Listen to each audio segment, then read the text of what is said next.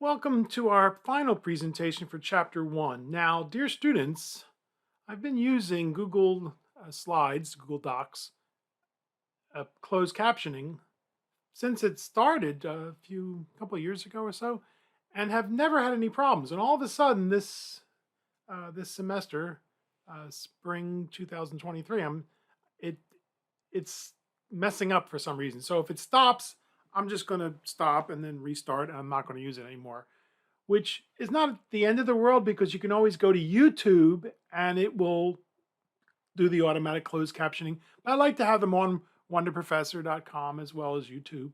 So please bear with me.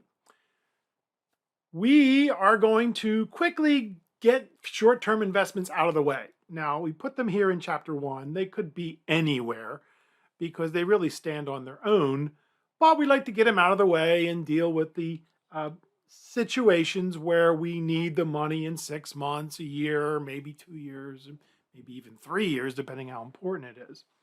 So let's go through the various options with short-term investments. A place to park your money. Remember that most people aren't going to call them short-term investments. They're going to call them cash investments. They're going to say, "You got your money in the market?" "No, I got everything in cash." That means they've sold other stocks, bonds, whatever other securities they owned, and they've put them into a money market mutual fund or CDs or savings accounts. They are usually guaranteed or pretty darn close. We're going to discuss money market mutual funds, which really aren't guaranteed, but when the organic matter hits the ventilating device, yes, the white knight comes to save the day and you don't lose any money. They are very liquid and very low risk of losing principal. And what do we know about low risk? Right, low return. Over time, it's been about 3%. Sometimes as high as 5%, sometimes higher, very rarely. And then the last several years, since the Great Recession, they've been paying close to zero. And as you'll see when you take a look at, there's a presentation, unless you're in the classroom, and then we're going to do it in the class together, about the short-term interest rates over the last some odd years. And you'll see that the Federal Reserve Bank, which is responsible in the United States for short-term interest rates, was raising interest rates as the economy improved.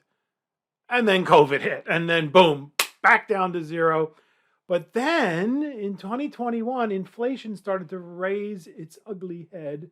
And since 2022, the Fed has been very aggressive in raising short-term interest rates. And you'll see some are 3, 4, 4%, which was just unheard of.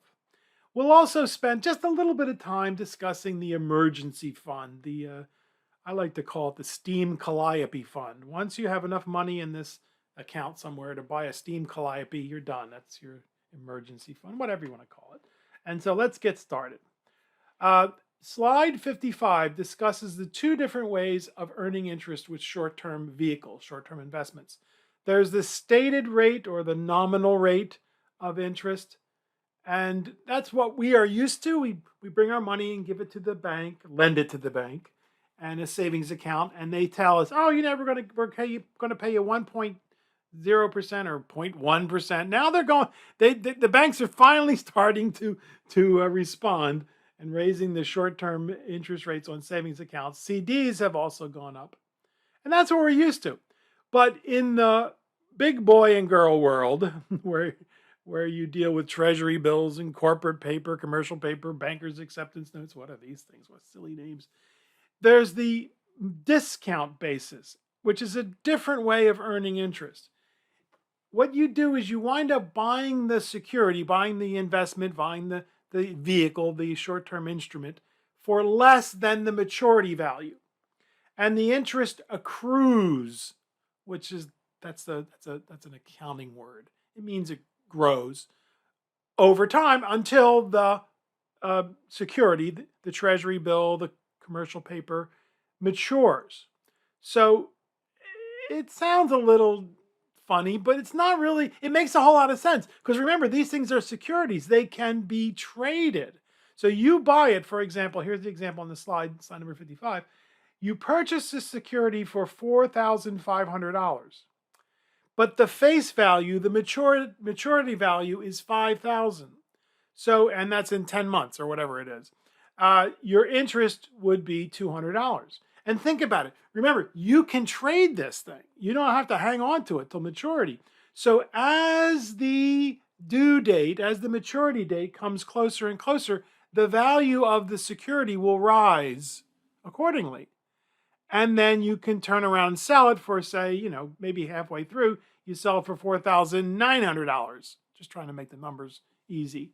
So you earned $100, and then the person or the entity you sold it to, they're going to be able to redeem it at $5,000 when the security matures, when the maturity date comes along. So it actually makes a lot of sense, especially for entities like pension funds and life insurance companies and mutual fund companies that don't buy $1,000 or $5,000. They buy $50 million worth of these things. Yeah. Well, it's the same idea that there's a whole lot more zeros. And who knows, maybe you will work at one of these entities, one of these institutions someday. Cool. The industry needs you. Okay. What are the risks of short-term? Wait a minute, Payano. You told me these things were very low risk. Well, yes.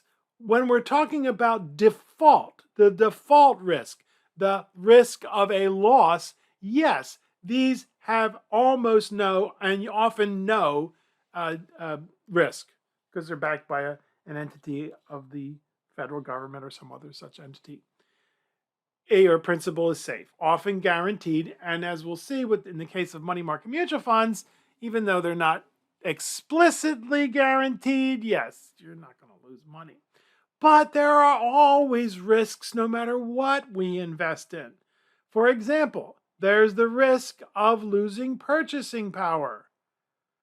These short-term securities pay very little interest. So if inflation is at 3% and you're earning 1%, what's happening to your money?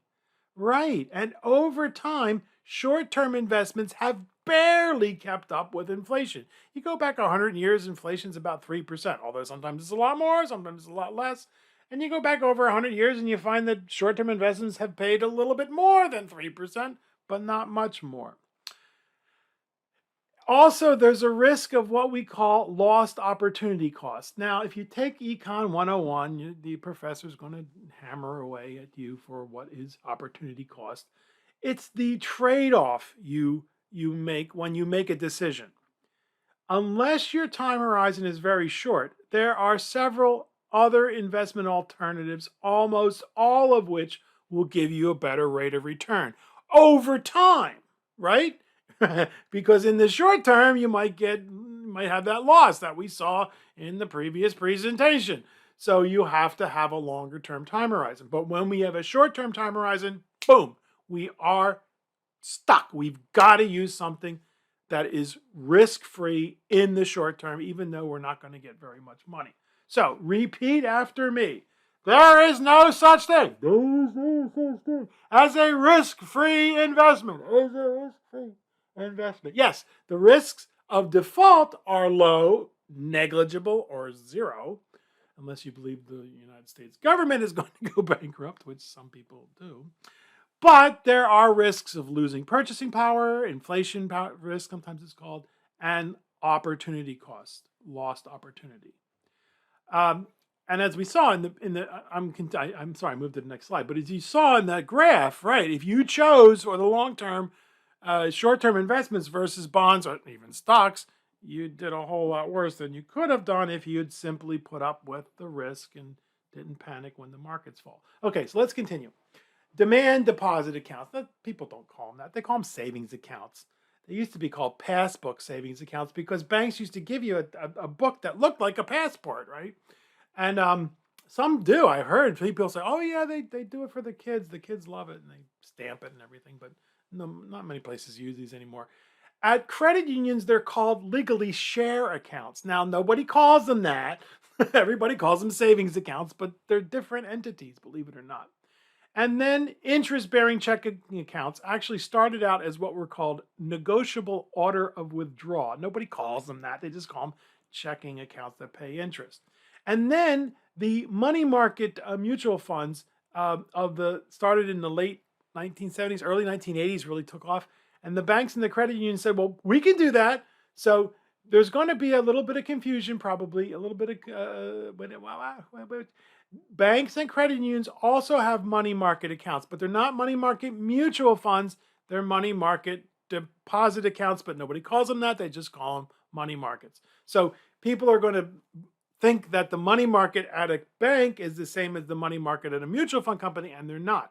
The money market at the bank is guaranteed along with the savings deposits, the savings account and the share accounts and the checking accounts by the government agency, the Federal Deposit Insurance Corporation for banks and the National Credit Union Association for credit unions.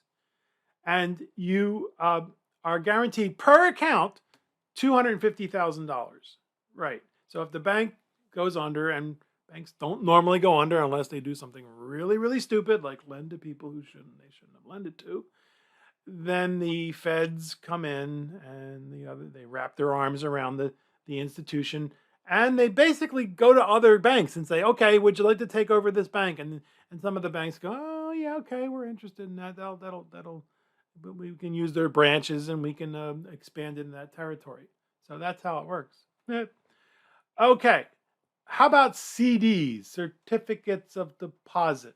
Now, these really, folks, are savings accounts, but they're time deposit accounts. You go to the bank, the credit union, you say, you know what? I don't need this money for 6 months or a year or 30 days. And what they'll do is they'll say, okay, cool. This is the better rate we're going to give you for this CD. And what's the catch, right? You're going to get a better rate than the savings account, but you have to hold on to the funds in that account for 6 months or whatever you say. If you pull it out sooner, they're going to give you a withdrawal. They're going to slap your hand, slap your wrist, and take some of your money. They're insured to the same $250,000 per investor, so it doesn't really matter where you get your CD from. You can get it from anywhere in the country and territories, Puerto Rico, Guam. You're insured to that same $250,000 per investor per account limit. Now, some brokerage firms have what are called broker CDs. And these are, I've never worked with them, folks. I don't really know that much about them. But if you look into them, they can be traded. You don't have to hold them on until maturity. Now, why would a bank go to a brokerage firm and try to get the brokerage firm to sell their CDs? They're hurting for money. They need cash to shore up their balance sheet because banks, everything is different, right? Everything's backwards, right?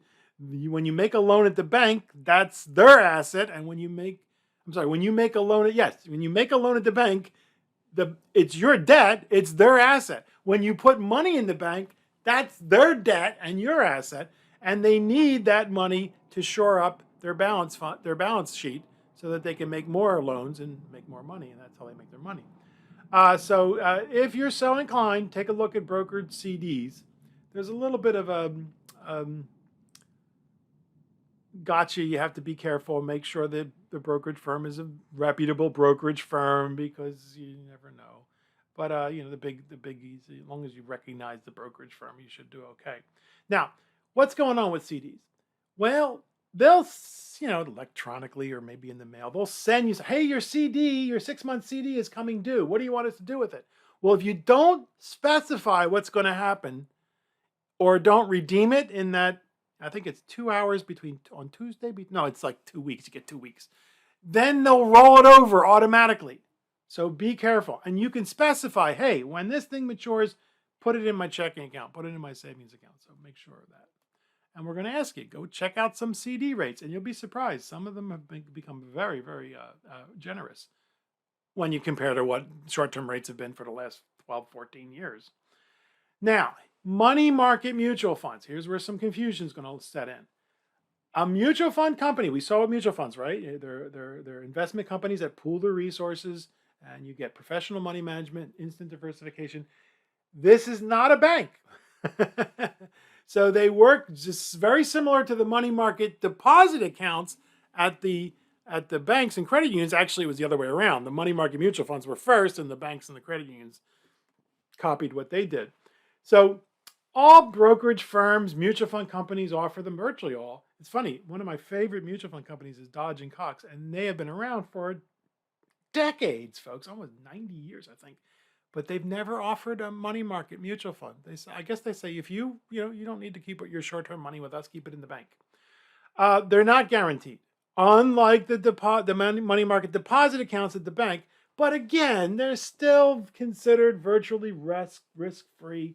If there's ever a default, and there really very rarely is, other companies step in and bail out the investors with blessings from the government. The last time this happened was right as the wheels were falling off the economy in late 2008, the Great Recession, the global financial crisis.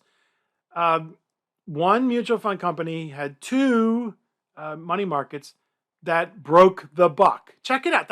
Just type in "break the buck" into your favorite search engine on the internet, and you will see millions of hits, because these things are designed to stay at $1, kind of like a checking account. They look like a checking account, so they stay at $1. But if they ever lose value, the short term, very very risk-free, almost risk-free instruments that they buy, usually commercial paper, treasury bills, bankers accept notes, which we'll deal with in a few slides. If they ever lose money, then the whole world sits up and takes notice, and the regulators come in, and the people go, "We're sorry, we screwed up." And the last time this happened, I said, was 2008, and of course, investors get spooked too. So they're thinking, "Oh, is my money market mutual fund next?" So then they want to start taking their money out. And of course, if that happens, then the whole system starts to teeter and falter. So what happened is, the White Knight, the Federal Reserve Bank, actually came running to the rescue and said, "Don't worry, bing, bing, we'll backstop all money market mutual funds for the next 6 months." So this was September 2008. And then that next 6 months is what? March. And then they did it again. In March, they said, "We'll backstop all money market mutual funds for another 6 months."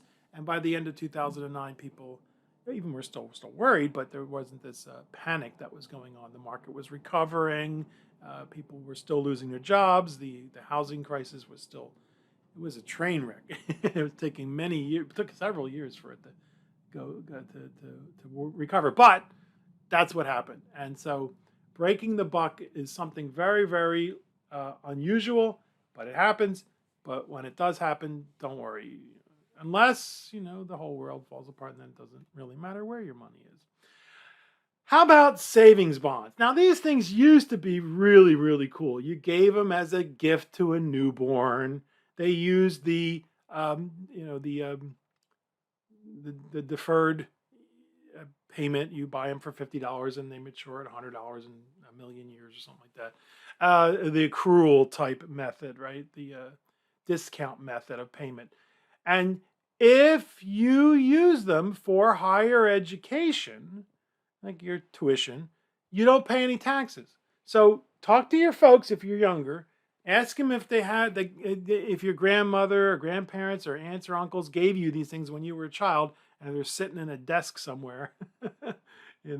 Where did those things go? It's time to redeem them. It's time to take them to the bank. I think you can still redeem them at banks, and cash them in and use them for tuition at Southwestern, and you won't pay any taxes. Very, very cool.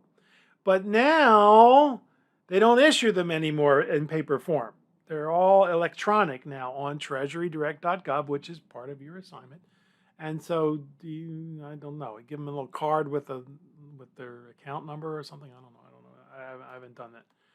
And then the other ones are the HH bonds, which I think are going to be gone by 2024. Okay, so we'll be able to get rid of these things, not even think about them anymore. But the ones that have become really popular, in fact, they became celebrities. They were on the nightly news and Gentleman's Quarterly and Vogue and Vanity Unfair. were the Series I savings bonds. They are issued at face value, unlike the EE bonds, which are issued at discount value. They are issued at face value and they are indexed to inflation. They pay almost nothing, but what they are guaranteed to outpace inflation. So if inflation is high, they will be paying pretty darn good amounts. And in 2022, they became celebrities and were on the talk show hosts and everything. Again, if you use them free from taxes. Now the maximum used to be, I have to change that. It's down to 10,000 per year. My apologies. The maximum used to be, it's now 10,000. And so people were jumping up and down, and then they were really angry because it's not that hard, but that's part of your assignment, folks. Before this happened, people taking business 123 were one of the few people who ever learned about the treasurydirect.gov website.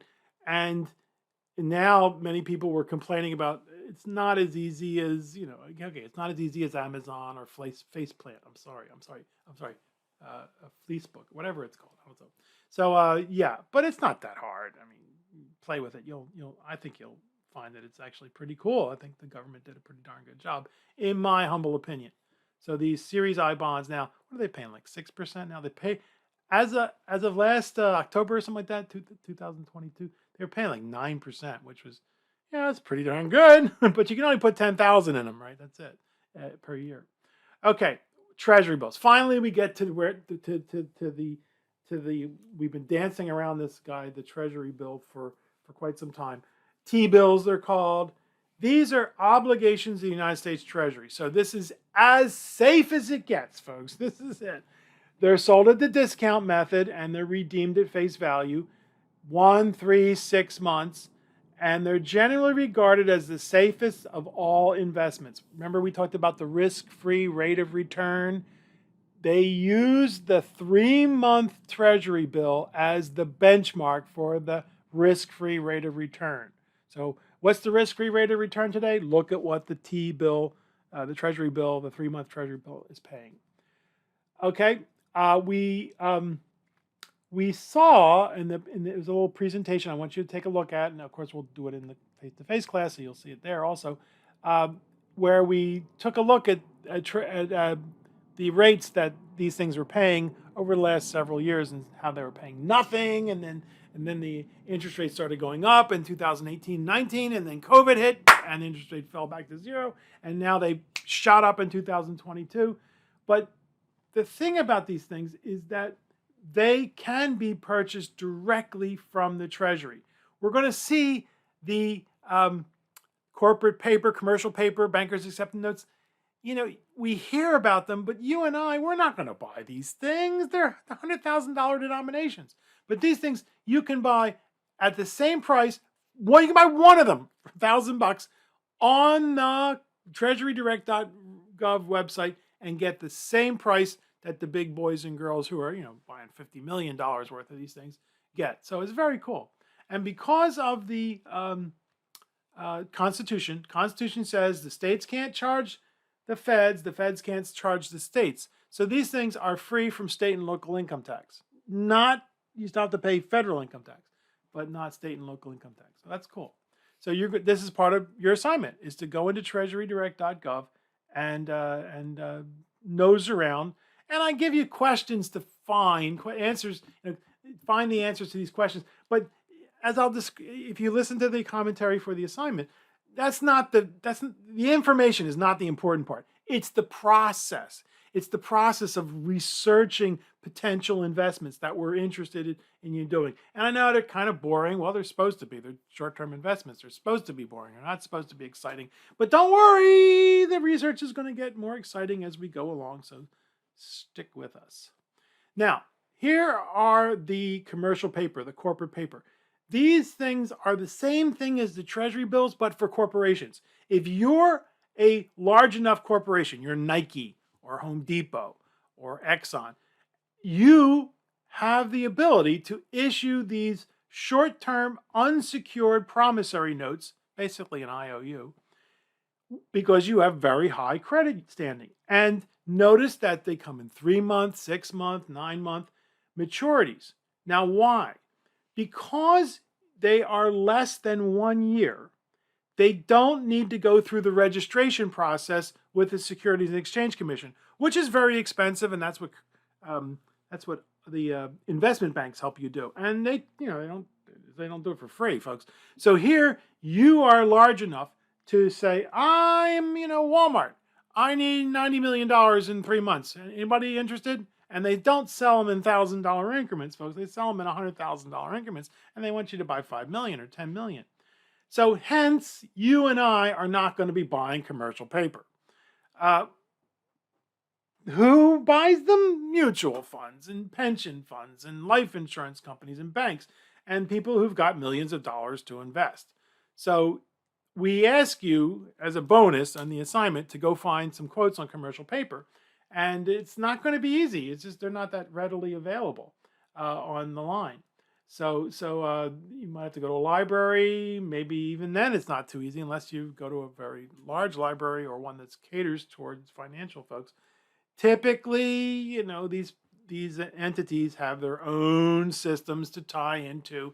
If you walk into a brokerage firm and say, I'd like to get a quote on commercial paper, their eyes are going to get real large and they're going to think, oh my God, this person's worth millions of dollars. And then when they find out you're doing it for a community college class, they'll say, get out of here. But if they're smart, they won't do that, right? They'll say, no, okay, let me show you, because you represent a future client. You'll remember them. Anyway, corporate paper, commercial paper, kind of a silly name, isn't it? Yeah, okay. Now, what if you're not large enough? What if you're a big company, but nobody knows who you are, right? And you need some serious cash in the next 30 days, 90 days. You go to a bank, a large bank, and you say, can I create a loan? Can I get a loan using bankers' acceptance notes? So the bank says they're going to do their due diligence. They're going to make sure you can pay it back. And they'll say, okay. So they give you these notes. Now it's all electronic. They're based on the bank. They're not based on you, although you're the one that's going to have to pay it back. And you can sell these things out on the short-term investment market, and you have to pay them back the face value. So you don't get the loan at face value. You have to pay it back, and it's only for 30, 60, 90 days. These are typically used for companies that are doing international business or making really big purchases for something that's very important to them. Maybe it's a small manufacturing company that's got a big order, but they need a lot of materials and a lot of labor, overtime labor, but they just don't have the cash. And so it's the same idea. The commercial paper, they're fairly similar, but you're just not big enough. You don't have the heft of a company that everybody's heard of or knows that is a good credit risk. And minimum nomination is going to be $100,000, and they want you to buy. They don't want you to buy one; they want you to buy a bunch. So bankers' acceptance notes, similar to corporate paper, commercial paper. So I ran through that very quickly. My apologies if I went too quickly, but of course you could slow it down or speed it up if it's too boring, and then go over it again. Which short-term investment is for me?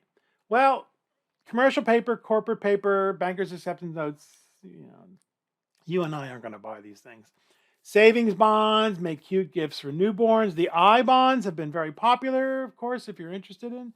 Many investors do purchase Treasury bills directly from the Treasury using treasurydirect.gov. And if you know you are going to need this money in 6 months and you don't need it until then, a CD is a great way to lock in a good rate, especially if rates are going down.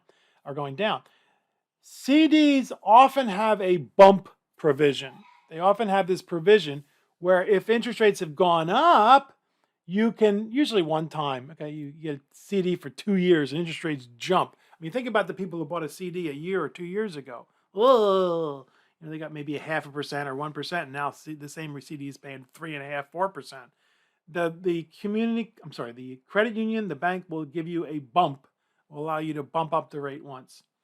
And money market mutual funds, I think, are the preferred choice by most investors, especially since every bank, every brokerage firm, every credit union, mutual fund company offers them. So it's very simple. You nowadays tie your money market mutual fund to your checking account, and you just move it into your checking account when you need the money, or bank back again. And I have met people when they find out what I do for a living, what I teach, who say, "Wow, I've been saving in my savings account for many years, and I have an X amount of money." And I try to get them to take our class and say, "You know what? If you don't need this money soon, you can do a whole lot better." "Oh no, but I don't trust those crooks on Wall Street." Well, okay, there's something to be said for that, and we'll discuss that later on when we talk about the financial hanky-panky that goes on in our industry. But for the most part, nothing's perfect. But as we saw in the previous presentation, if we have a long-term perspective and the world doesn't end and we don't panic, we should do okay. Did I mention there are no guarantees? I think I did. Yeah, I think I did. Okay, so the emergency fund debate. This is something that really belongs in the, we have it in Business 121, Principles of Money Management, but we throw it in here because this is what is often what you use for your emergency fund is short-term investments. Many financial experts recommend that households create an emergency fund. I like to call it the steam calliope fund. When you have enough money to buy a steam calliope, you're done. 3, 6, even 9 months of income. Well, I think that's a little dear, a little high. I simply don't agree with the concept of emergency fund of 3, maybe 3, but 6, 9 months. As long as you have access to cash, well, via a line of credit, for example, there's no reason to keep $50,000 or more in a savings account. Well, the savings accounts are earning more than 0.1% now. Some of them aren't. But I would use that money to pay down high interest debt, especially credit card debt, because you always run it back up again. Now, there's a couple of caveats. You are adequately insured, are you not? Well, you make sure you have insurance, health insurance, homeowners, maybe renter's insurance, and we discussed this in the Principles of Money Management class. Why do you need renter's insurance? Not for the stuff in your house, but for personal liability. But there are some exceptions. I mean, people who are salespeople, or who are small business owners, self-employed, those who are in an industry where they get laid off often. Yes, they need an emergency fund. They need a serious emergency fund, especially people like mortgage bankers who now, with mortgage rates doubling in 1 year, are, the life was good for them for many years because people were refinancing and buying homes, and now prices are still pretty high, but there are far fewer houses turning over, and people are not refinancing the mortgage. So now the people who are mortgage bankers make a good salary, folks, when times are good for them. When times are not so good for them, they are sucking air. And they're the kind of people, or if you have a small business and there's a recession, you need a serious emergency fund. So, of course, take Business 121, Financial Planning and Money Management, Principles of Money Management, and learn about the emergency fund and how to manage your money, cash flow statement, balance sheet, net worth statement. Yeah. Okay, plug for that. Slide number 67. Okay, here we go with our checking for comprehension. Remember these? In the face-to-face class, we hand out these ABCD cards. What is a mutual fund that pools the capital of a large number of investors and uses it to invest exclusively in short-term securities? Is this commercial paper, money market mutual funds, savings accounts, or CDs, certificates of deposits? Right, these are money market mutual funds. And their counterparts, the money market demand accounts. And remember, people aren't going to call them that. They're just going to call it the money market. They have rates that are close to CDs usually, but without the early withdrawal penalty. But the one thing, if rates go down, the money market account goes down quickly, whereas the CD stays where it is. If rates are going up, the CD doesn't go up, but the money market does. Money market adjusts every day. So that's one little thing that you should remember, especially if interest rates are going up, especially if interest rates are going down and you're relying on these. But I just think they're so much easier than a CD. Why have to, unless I do not need this money for 6 months. Okay, then a CD.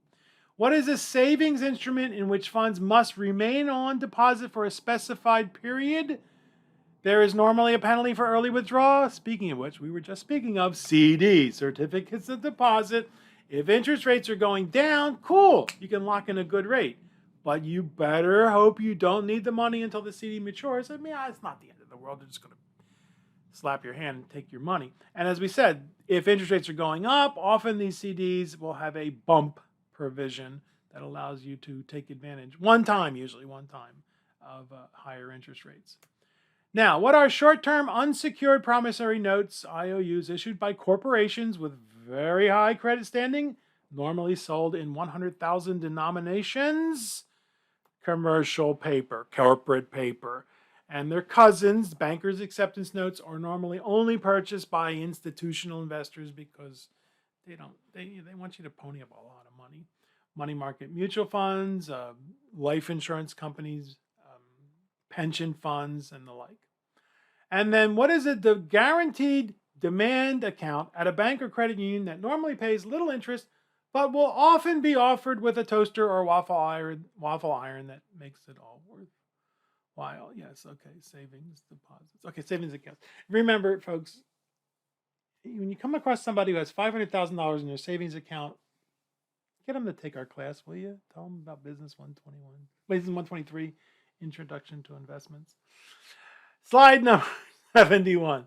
Okay, some people say, well, who controls these things? Who controls the short-term interest rates? Well, in the United States, it's the Federal Reserve Bank. And of course, other countries have their own central banks, as they're called. The banker's bank, it's often called, the Federal Reserve. They're responsible for setting short-term rates. Their mandate is twofold. They are there to encourage full employment, to make sure there is enough cash in circulation so that all the things that can get produced and consumed do get produced and consumed. But at the same time, their job is to keep inflation in check and not let it get out of hand, not to make sure there's not too many dollars chasing too few goods. These objectives are often at odds with one another. And sometimes they do a good job. Sometimes they don't do a good job. It's not easy. You'll hear people yell, scream, and holler, the end of the Fed. Well, okay, who's going to control the money supply? Gold. Oh, these people, they definitely need to take Business 123, Introduction to Investments. Okay, we don't want to get into the nuts and bolts of how it's done. You'll learn that in your econ class. But realize that nothing we humans have ever done is perfect, right? And that includes central banks. The Fed was designed to be independent and not subject to political pressures. When people realize how the Fed actually works, when they find out, they often get very angry because they're not really accountable to anybody but the Congress. But even then, they're not really that accountable to the Congress. They have to come before Congress and testify. But the Congress can't tell them to do anything unless they change the legislation. The Fed does its own thing. And some people get really angry about that. And it's not perfect. Nothing is. And this is a great story. I think, Trump was jumping up and down and screaming and hollering during Obama's presidency. This is 2014, 15, when the economy was getting better, but still pretty weak after the global financial crisis, the heart attack that our economy had, as Warren Buffett called it. He wanted the Fed to raise the rates while Obama was president.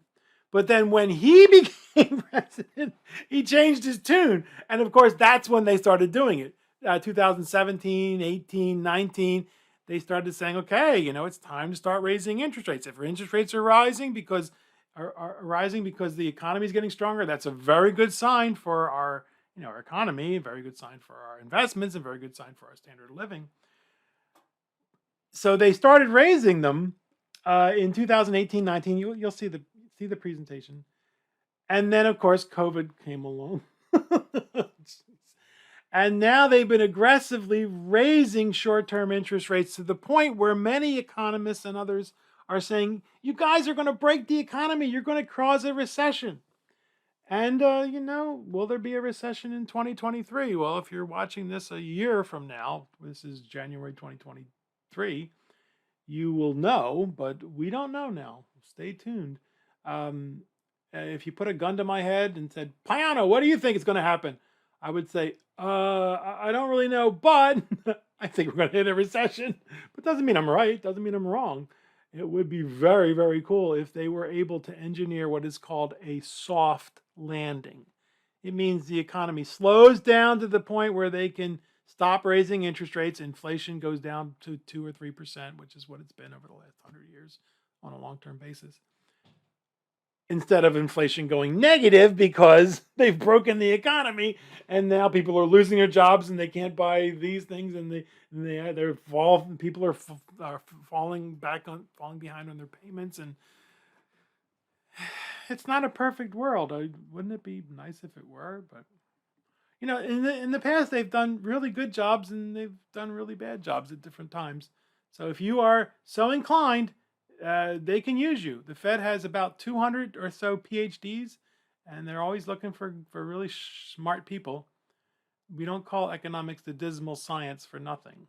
And that, dear students, is our chapter 1 wrap up of short-term investments.